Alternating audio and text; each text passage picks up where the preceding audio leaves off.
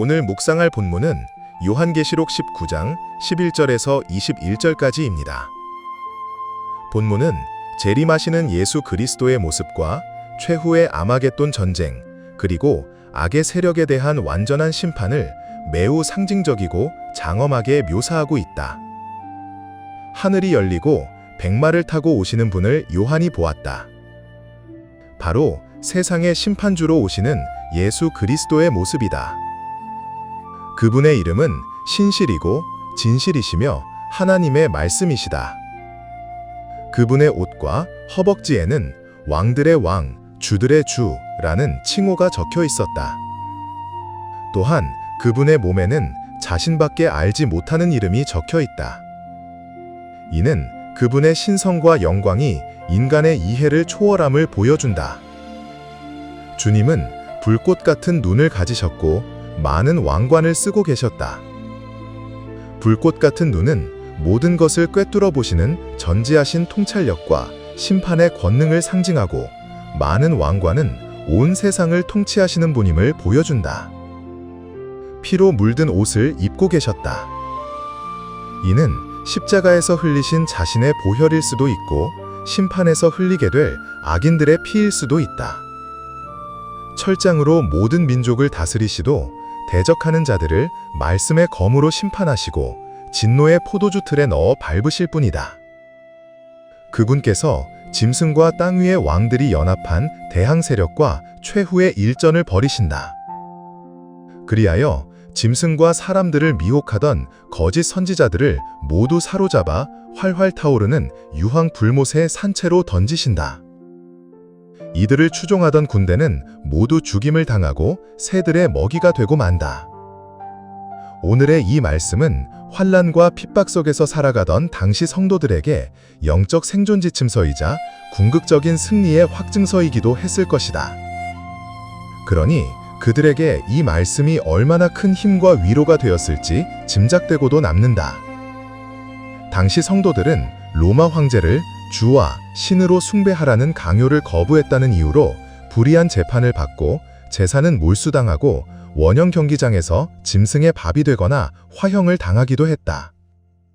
하지만 하늘이 열리고 신실, 진실이라는 분이 나타나 공의로 대적을 심판하시는 이 모습은 너희가 틀리지 않았다는 선언의 다름 아니었을 것이다.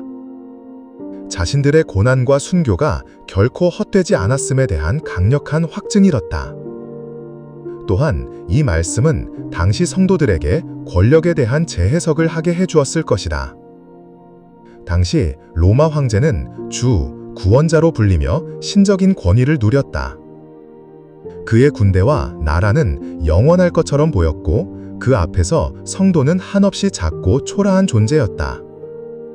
하지만 많은 왕관을 쓰고 오시는 주님의 모습을 통하여 주님만이 진정한 왕이심을 다시금 확인하게 되었을 것이다.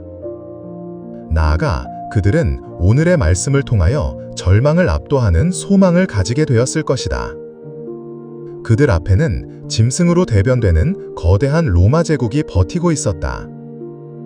저항은 불가능하고 승리의 희망은 도무지 보이지 않는 암울한 삶이었다. 그런데 놀랍게도 마지막 전쟁의 장면에서는 치열한 전투의 과정이 전개되지 않는다.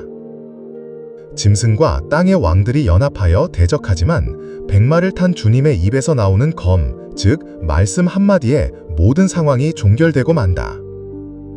주님이 압살하시는 그런 전쟁인 것이다. 그러니 이것은 당시 성도들에게 너희가 두려워하는 저 거대한 제국의 힘은 주님 앞에서는 아무것도 아니다. 싸움은 시작과 동시에 끝날 것이다. 라는 소망의 메시지가 되고도 남았을 것이다. 본문의 말씀은 믿음을 지키기 위해 고군분투하며 사는 나에게, 또 성도들에게 현실을 재해석하는 안경이 된다고 믿고 의심치 않는다. 세상에 아무리 거대한 모습을 하고 있어도 모두 일거에 무너질 허무한 것일 뿐이고 최종 승리가 오직 주님에게 있으니 내가 어떠한 상황에서도 타협하지 않고 당당하게 믿음을 지킬 수 있는 동력을 얻게 되니 말이다. 더욱 감사한 것은 주님의 뒤를 따르는 하늘 군대가 직접 나서서 싸울 필요가 없었다는 사실이다. 예수님께서 홀로 앞서 대적자들을 모두 무찌르셨기 때문이다.